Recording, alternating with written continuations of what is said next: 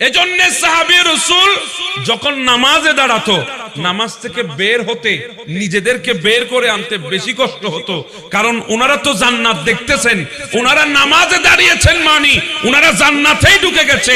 ওনারা তো এতটুকু পাগল নয় যে জান্নাত থেকে তাড়াতাড়ি বের হয়ে যাবে। এজন্য জান্নাতে ঢুকলে ওনারা বের হতে চাইতো না, নিজেকে নামাজ থেকে বের করতে পারতো না। সুবহানাল্লাহ। আল্লাহ পাক রব্বুল আলামিন আহকামুল হাকিমিন আমাদের জীবনকে পরিচালিত করার জন্য পৃথিবীর বুকে আল্লাহ পাক একটা শ্রেষ্ঠ কিতাব দান করেছেন। সেই কিতাবের নাম হচ্ছে কোরআনুল কারীম। এত বড় কিতাব আল্লাহ পাক কোন নবীকে দেয় নাই, আগামীতে দেওয়ার কোনো সম্ভাবনা নাই। বিশাল এক কিতাব আল্লাহ আমাদেরকে দান করেছেন।